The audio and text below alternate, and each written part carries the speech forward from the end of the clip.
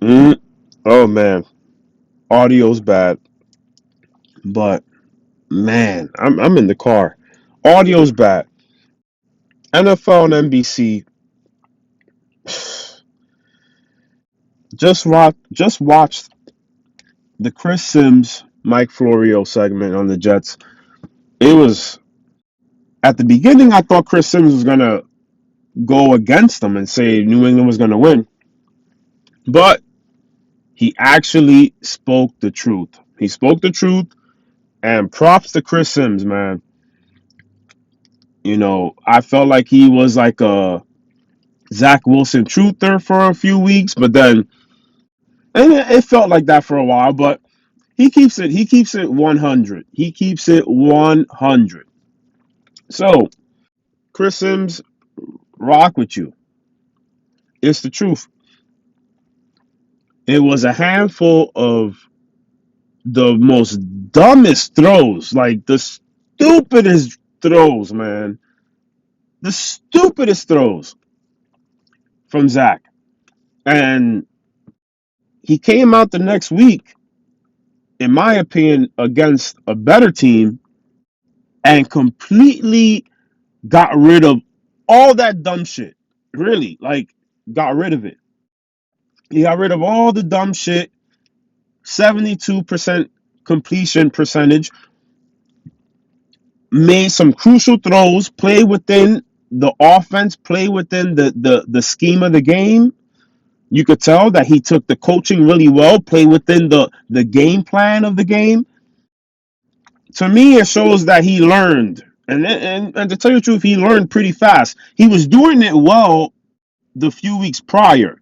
Yes, you make mistakes here and there, small, minor mistakes that could actually be bigger mistakes if the defense actually follows through on the play. Because he threw some balls that you're like, why? Like, Zach, come on. Or some horrible balls in the dirt, especially when he's throwing to the flat on his right, and he just turns it. Is always balls in the dirt. Like, that was happening a lot. Like, it was evident, but no big plays happened from it. No turnovers were happening from it, and it wasn't happening that often. So it's fine, and he played really composed at the same time, regardless of minor mistakes that a young quarterback makes. A young quarterback's gonna do that. That's fine. I look past that because he looked really calm, really decisive, was playing within the offense. And he showed some flashes also that tells you when he starts understanding and and the game slows down even more and he starts building his confidence more. Yeah, he has the skill set. So he was showing that too. I was fine with him. Then he played against New England, lost his shit. Lost his shit, man. He was, I don't know. Those throws were crazy, and it happened mid-game, like right before the half. The first interception, he probably was so caught up in not throwing interceptions that when he threw the first interception, it it messed him up. It messed him up badly. His initial reaction of throwing the interception after having a string of games of not throwing and being really accurate and not making major mistakes and winning games, the because he threw against the Steelers and he bounced back. But then he had a stretch of doing really well and avoiding the turnover. He throws that first turnover against Bill Belichick. His at that week was the biggest game in several years for the Jets against New England, trying to avoid losing 13 straight, trying to avenge the horrible losses you took the previous year. It makes sense. It makes a lot of sense that when he threw that first interception, which it wasn't. the worst interception. It was the least worst interception out of the three. He threw that, but it was still really bad. It was still really bad. Don't get me wrong. It was still a real bad interception. He threw the first one, and he lost. He went batshit. He went batshit crazy on the field, throwing these short little passes to the sideline, thinking that it's gonna go out of bounds and putting it in jeopardy. Coming right back and rolling out, having a lane to possibly run, and then you throw the ball to Conklin with four defenders all around him, and you overthrow him, and it gets picked off for a third pick. Like he went batshit crazy. He really did. I, man. But after going that crazy, they have a week of practice, and the proof is in the pudding because he went that crazy. And then you got to play the Buffalo Bills. Like, you got to play the Buffalo Bills right after having that horrible game where everyone is killing you because and deservedly so. They should be killing you because you went crazy. So the whole week after that, I could imagine the coaches were on top of him on on on all the film work and on the practice field, just on top of him. And maybe not. They all say that he's his toughest critic, and he holds himself to the highest standard and all that shit. But I'm assuming they're in the room, sitting down, and the backup quarterbacks also are on him. Like, yo, you cannot do this. Joe Flacco's like, what the hell? You can't do this. You need to listen. Finally, this is the moment for you to listen. None of this BS anymore of this stupid throws. Why did you get sidetracked from the game plan? Why did you sidetrack from your coaching? And they probably were killing him like crazy in the coaching room, in the film room, on the field, just on top of him. And then it had to happen because he came out against the Bills and was flawless. I'm pretty sure there was opportunities that he could have made bigger plays, but they got the win. He was flawless, flawless, really good against the Bills and beat them. Obviously, the defense is there, special teams is there, all that. The O line played really well. Not to discredit them, but he did not make mistakes at all. He played really well. I'm assuming after 2 weeks, the coaches, the backup QBs, his other teammates, all that, they probably were on top of him these past 2 weeks. I think they're gonna win. But then when Mike Florio comes on, he says some bogus BS. Like, it's not bogus. I understand, but it's like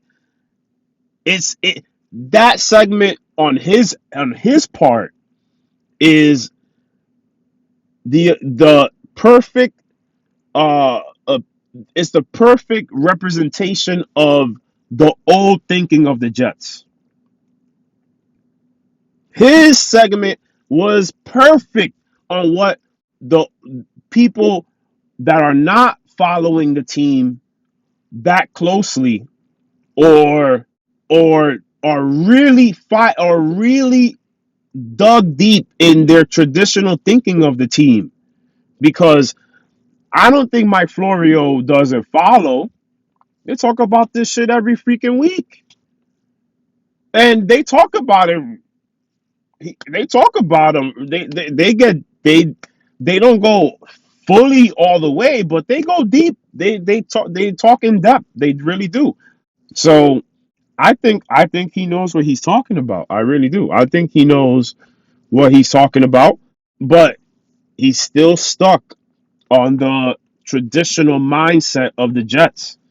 And and even though Chris Sims is a little bit of a homer sometimes with Zach, he does try at the end to keep it 100.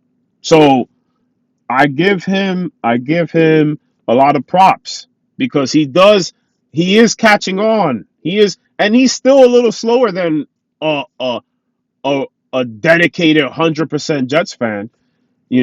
Because I don't think I'm delusional to think that the Jets are going to win this game. And my prediction is 23-16 Jets. That's my prediction. And it's not to say they're not going to blow them out. They're not going to blow them out. I'm not saying that. But it ain't going to be it's going to be like how when I watch the Giants play against the Texans, it's going to be that type of game because I did not think that the Giants were in jeopardy of losing at all to the Texans. I did not. They had control of the game pretty much the whole way. They could have lost control if the Texans didn't shoot themselves in the foot, but you could say, all right, they could have lost control if the Texans did score and they lost control. Winning the game at that moment is in jeopardy. Yeah, but that didn't happen. If it did happen, then you would have to wait until see how the Giants would respond. So, but they didn't need they weren't put in that position to respond if they had to keep their lead. Maybe once in the game, in the very very beginning, that might have happened, and they did respond. I felt like for there was one drive where the Texans scored. I forgot it. I think it was the touchdown at the back of the end zone to Nico Collins. And then the Giants came right back and ran it for like a 3-yard touchdown with Saquon. So that's the type of game I think was going to happen with the Jets. The Jets are going to win 23-16.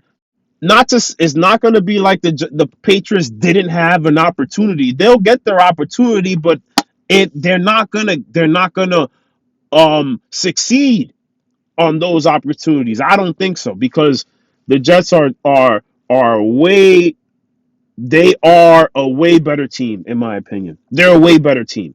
And I'll say it. 23-16. Book it. Book that they're going to win. Book it that they're going to win. 23-16, I don't know, but book it. That's it. This is the preview. Thank you guys for dropping that video on NFL on NBC. That was fantastic. I love Chris Sims and I love Mike Florio. It's just on this topic of the Jets, one I feel was right and one was stuck a little bit stuck. That's how I feel. But respect to them. I love their show. Great show. And Chris Sims, I've been listening to Chris Sims way back with Lefko, and respect to Chris Sims, man. Respect to Chris Sims. I so and I know he has his favorites, but that's everybody. He has his favorites, but that don't mean that he's not going to try to keep it real. He tries to keep it real, and sometimes his small bias might come into play because he's not going to deny what he felt, but he tries, and I fuck I Chris Sims, you the man. That's it. Both of them. So thank y'all. Can't wait for Sunday. It's going to be a huge day. I'm so happy. I'm so happy. I can't wait for Sunday. Let's go, Jets.